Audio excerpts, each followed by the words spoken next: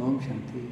हाँ बाबा, ये मेरा बाबा है ना, तो बाबा बोलते हैं कि कौरव और पांडव इनका क्या अर्थ है, इनका समझाइए। मुरली में जैसे बताते मुरली हैं, में जैसे बताते हैं। मुरली में बाबा तीन बताते हैं। कौरव भी बताते हैं, पांडव भी बताते हैं और यादव भी बताते हैं। आत्माओं को ही संबोधित करते हैं। हाँ जी। जैसे हम आत्माएं हैं, हम जानते हैं। तो जब आत्मा कहीं ना कहीं से कुछ लेती है, रस लेती है या स्वाद लेती है या कुछ भी करती है। हाँ जी। जब आत्मा कर्म इंद्रियों से हाँ जी। कोई स्वाद लेती है, सुख या दुख, अच्छा स्वाद या खट्टा या मीठा, कड़वा, कोई भी स्वाद, कर्म इंद्रियों से मतलब मुख से, आंखों से किसी को देखना, कानों से अच्छी बातें या बुरी बातें सुनना, तो जो कर्म इंद्रियों से हम सुख या दुख का अनुभव करती है आत्मा, जो कर्म इंद्रियों तक ही सीमित है, यानी जिनको खाना पीना वो सब चीज़ें ही मतलब स्थूल चीज़ों में जो फंसी हुई है, हाँ तो कर्म इंद्रियों तक सीमित हुई, तो वो कौरव पक्ष है। तो कौरव जो कि कर्म इंद्रियों से ही रस लेती है, अच्छे रस भी और बुरे रस भी, कर्म इंद्रियों तक की। जैसे पशु हैं, वो कर्म इंद्रियों तक ही तो हैं, उनको बाकी तो इतना ज़्यादा कोई है नहीं। लेकिन दूसरा पक्ष एक और है जो कि सिर्फ कर्म इंद्रियों से नहीं, लेकिन यादों में, फिलॉसफी में, मान लो चलो कर्म इंद्रियों से ना लेके शब्दों से, मन ही मन जो बातें हम सोचते, किसी को अपना मान के सुख दुख लेती है, किसी को पराया मानना, किसी को अपना मानना, यानी मन और बुद्धि के तल पे जो सुख दुख हैं, यानी जिस किसी को याद करके भी हम खुश भी होते हैं और दुखी भी होते हैं। तो जो यादों से सुख और दुख लेते हैं उसको यादव बोलते हैं। जो कर्म इंद्रियों से ले वो कौरव, जो यादों से ले तो वो यादव। और कुछ आत्माएं होती हैं जो कि उस परम पिता, उसको पांडुरंगन भी कहते हैं, परम पिता को पांडु भी कहते हैं। जैसे पांडु पुत्र 5 थे, अर्जुन और भीम और युधिष्ठिर, हम जानते हैं। तो जो आत्मा रस उससे लेती है, जो कि इन दोनों से परे है, यानी कर्म इंद्रियों से भी नहीं लिया और संसार की यादों से भी नहीं लिया, तो उसको कहेंगे हम पांडव, क्योंकि उनका रस है उस पांडुपति के साथ। भगवान को पांडवपति भी कहते हैं। तो पांडवपति से जो आत्माएं रस लेती हैं वो हल्का है, पांडवपति हल्के हैं। अगर तुम कर्म इंद्रियों से, जैसे चित्र में दिखाया गया ये आत्मा है, अगर तो ये रस लेती है कर्म इंद्रियों से, 5 सेंसेस से, तो इसका अपना वजन होता है। इधर से जो भी हम लेते हैं उसका हमें चुकतो करना पड़ता है, यानी ये कर्जा है। जैसे यहाँ से जो भी सुख दुख लेंगे उसका हमें भार पड़ता है, भार मतलब उसको चुकाना पड़ता है। पर जो भगवान से हम लेते हैं आत्मा पांडव से, तो उसका कुछ चुकतो नहीं करना पड़ता, क्योंकि माँ बाप से जो लेते हैं उसको चुकतो तो नहीं करना पड़ता।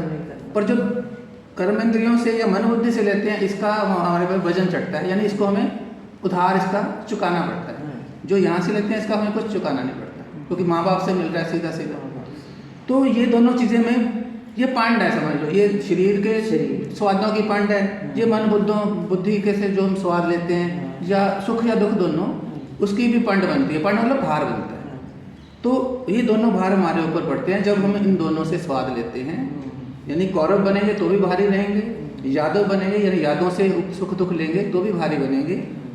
तो अगर तो उससे सुख लेंगे तो हल्के बनेंगे, सुख है ना, उससे तो दुख आता ही नहीं है। इसमें सुख दुख आता है, इसमें भी सुख दुख आता है, लेकिन वहाँ से सिर्फ सुख ही आता है और यहाँ से हल्कापन भी आता है। और इधर से जो चीज़ें लेते हैं उसका हमें भारीपन आता है।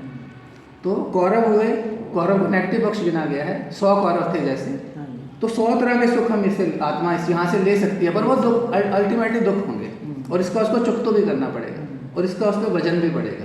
यानी आत्मा भारी होगी, स्वादों में फंस जाएगी, किसी के रूप में फंस गई, किसी रंग में फंस गई, गंध में फंस गई, स्पर्श सुख में फंस गई। ये पांचों ऊपर ऊपर के हैं। फिर यहाँ हमारा मन फंस गया, कहीं बुद्धि अटक गई, कहीं संस्कारों में हम फंस गए, है ना, वृत्ति हमारी फंस गई, स्मृतियाँ भी फंस गई। तो ये पांचों, तो यहाँ भी मतलब इसका भी भार है। तो ये दोनों पंड है।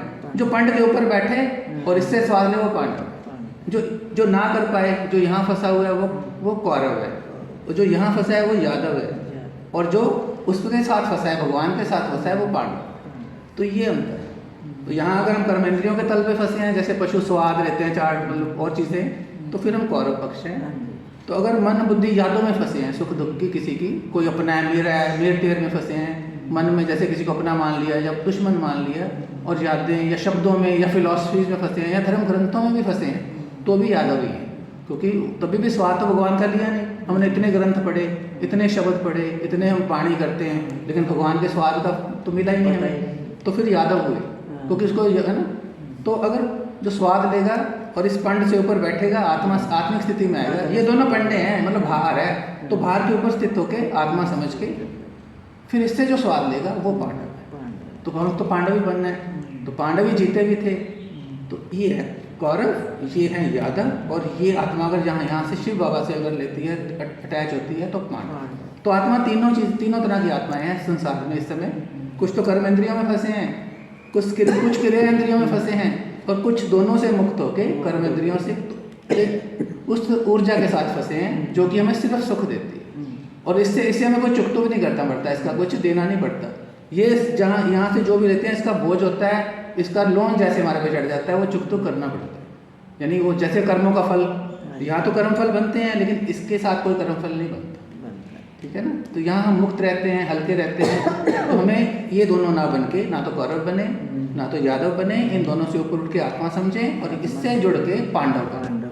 तो ये इस हमारे ज्ञान का सार है, राजयोग का सार है कि हम कौरव पक्ष और इस पक्ष को हराएं अपने अंदर। हमारे अंदर ही कौरव पक्ष भी है, हमारे अंदर ही यादें भी हैं। इन दोनों से ऊपर उठ के ये समझें और भगवान को याद करके पांडव बने। और पांडव जो जीतते हैं, हमें मालूम है महाभारत में कौन जीता था, और स्वर्ग भी किसको मिला था, पांडवों को। तो वही हमें बनना है। तो ऐसे ही हमें बढ़ते बढ़ते अपने को पांडव बना के और उस इंद्रप्रस्थ का निर्माण करना है। उन्होंने भी इंद्रप्रस्थ बनाया था, यानी स्वर्ग का निर्माण करना है ना। तो वो हमें बनना है। ओम शांति। हमने चर्चा की कौरव, यादव और पांडवों पे, उसका अर्थ समझा। किसी के पास कुछ इसका और डिफरेंट अर्थ हो या और किसी नज़रिए से कोई देखता हो इस चीज़ को, वो भी हमसे शेयर करे, मतलब हमें भी बताए, ताकि हमारे ज्ञान में भी इस चीज़ की वृद्धि हो।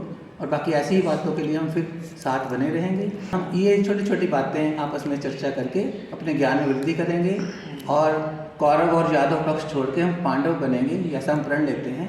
तो यही हमें और आगे आगे बढ़ के हमें बहुत ही ऊंची स्थिति में भगवान के समान बनना है। तो भगवान तो सबसे ऊपर है, तो हमें एक एक पग बढ़ाते हुए भगवान की तरफ बढ़ते जाना है और उसके समान बनना है। क्योंकि भगवान की भी हमसे यही इच्छा है कि हम सब उसके समान बने और एक सुंदर और अच्छे संसार का निर्माण करें। और सन शोज फादर है जैसे, तो हमारा सबका चरित्र और व्यक्तित्व तो भगवान को दर्शाए, तो लोगों को पता भी लगेगा, सबको, बच्चों को, ये सारे बच्चे ही तो हैं उसके, तो उनको पता लगेगा कि भगवान कैसे बच्चों के द्वारा कार्य करते हैं, और उनका रूप हमें नज़र आए और सब में नज़र आए, क्योंकि सब बच्चे उसी के हैं। तो ऐसे ही हमारी कामना है। तो जुड़े रहिए, बने रहिए, और आपस में सहयोग से हम आगे बढ़ते रहें। ओम शांति।